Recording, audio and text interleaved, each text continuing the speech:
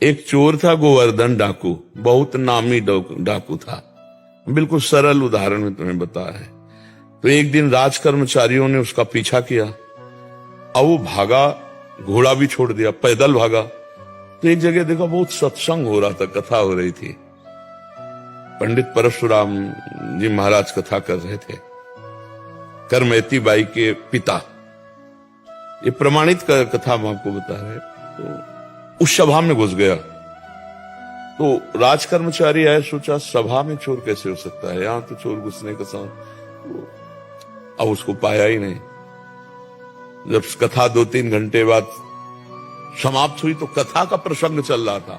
वृंदावन में श्री बांके बिहारी लाल को आज यशोदा मैया ने सोने की करधनी, सोना, वो तो चोर आदमी, करधनी सोने की।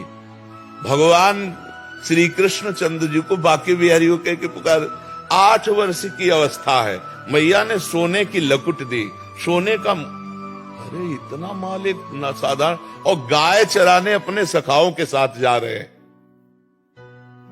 कथा समाप्त हुई, नजदीक पहुंचा, चाकू निकाली, पंडित परशुराम जी के गले में लगाई। पता लिखो, ये जो इतना धनी बालक का वर्णन कर रहे थे, पता लिखो। उन्होंने देखा तो उनका डाकू है, जो मेरा नाम सुन करके भयभीत हो जाते हैं, हमारा नाम गोवर्धन डाकू है। भैया इतनी तुम्हें जल्दीबाजी क्या है? बोले पता लिखो। केवल कहा? बोले मथुरा क्षेत्र वृंदावन, बाप का नाम नंद बाबा, कन्हैया, गाय चराने। पर सुनो, ये तुम्हारे जैसे डाकू उसको चोरी नहीं कर सकते, बहुत नटनागर, बहुत प्रवीण बालक है वो। तो उन्होंने कहा तुम हमको ऐसा समझते हो, अकेले अकेले राजाओं के महलों को लूट लिया है। बोले फिर भी नहीं लूट सकते, बहुत प्रवीण है। तो उनका कसम खाता हूं, जब तक उसे लूट नहीं लूंगा तब तक पानी नहीं पीऊंगा। परशुराम जी ने सोचा भगवान की अपार कृपा इसके ऊपर, पता नहीं क्या लीला होने वाली इसके ऊपर। उन्होंने कहा सुनो, हमारी तरफ से माखन मिश्री ले लो, जब तुम्हारा बस ना चले तब माखन मिश्री उसे खवा देना। हाँ ये बात भी ठीक है, बच्चा फुसला के काम चल जाए तो मारना काहे को पड़ेगा। माखन मिश्री पेट में बांधी और कहा कसम खाता हूं जब तक उसे लूट नहीं लूंगा तब तक मैं पानी नहीं पीऊंगा। पर नाम क्या बताया तुमने? इतना बड़ा नाम तो। बोले श्याम सुंदर। श्याम सुंदर, श्याम सुंदर, वृंदावन, गाय चराना, श्याम सुंदर। अब भगवान का चिंतन बनने लगा। देखो चिंतन बनने लगा। अब वो पैदल चल करके आया। अब एकांत में जहां गाय चरते तो पूछते श्याम सुंदर की गौएं कौन है? बोले सब हैं, ये ब्रजमंडल है, हर गौशाला भगवान के नाम की है। नहीं, बोले वो जो यशोदा मैया ने श्रृंगार करके चराने में। बोले वो तो कथा में लिखा है, प्रकट में थोड़ी अब रह गया। अरे बोले नहीं, पंडित जी झूठ नहीं बोल सकते। हम लोग चोर डाकू झूठ बोल सकते हैं, पंडित थोड़ी झूठ बोल सकते हैं। भगवान तो है ना, वो अपने भगवान को तो श्याम सुंदर है ना।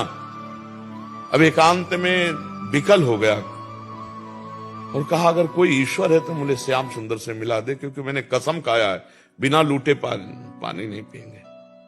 इतने में आवाज आई एक ग्वारिया पर, ए श्याम सुंदर तुम्हारी गाय इधर जा रही।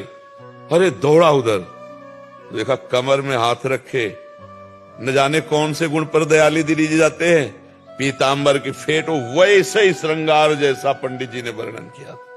श्याम सुंदर, कमल नयन, मोर मुकुट, करधनी और लकुट। उसने हर चाकू निकाली, हर सखा को, वो सब सखा दिव्य, वो गायें दिव्य भगवान ने प्रकट की थी।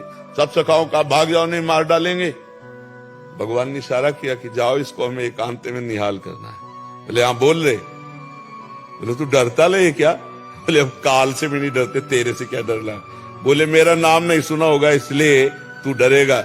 अब ये मेरा नाम गोवर्धन डाकू, तो गोवर्धन ही तो नाम है ना, मेरा नाम गोवर्धन धारी है। भगवान उससे जब वार्ता कर रहे हैं तो उसका जीवत्व तो नष्ट हो रहा है, अज्ञान नष्ट हो रहा है। तो देखा बड़ा प्रवीण पंडित जी कह रहे थे माखन मिश्री खवा का काम कर ले। बोले सुनो, भगवान ने कहा अच्छा ऐसा प्यार करते हो? बोले प्यार के लिए नहीं, ये सोना चांदी जो पहले ही उतराले के लिए। वो कहा ये तो वैसे ही उतार देंगे, लाओ तो। माखन में श्री खाई और कहा थोड़ा तुम खाओ, और जे भी भगवान ने चखाया उसे भगवत अज्ञान हो गया। अब भगवान को साष्टांग दंड, प्रभु प्रभु। एक बात सुनी कि कन्हैया गाँव में चला रहा है, चल पड़ा, कसम खा ली तो भगवान मिल गए। यहाँ जीवन व्यतीत हुआ जाता है, हलवा पूड़ी खा करके दिनचर्या का बैलेंस बनाते रहते हैं, तो भगवान कहाँ मिले। जब भूख प्यास रहकर केवल भगवान के दर्शन के लिए, तो भगवान उसी समय प्राप्त हो जाते हैं।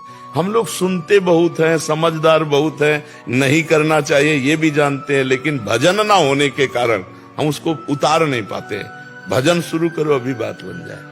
नाम जप करो और निश्चय करो कि मुझे इस मार्ग में चलना है, तो पापाचरण नहीं करना है, गंदी बात नहीं करनी, किसी को दुख नहीं देना, किसी का अहित नहीं करना, तो मंगल शुरू हो जाए। अभी दिव्यता आने लगे अंदर, अंदर की दिव्यता, ये बाहर शरीर का राग छूट जाता है। समझ पा रहे आप?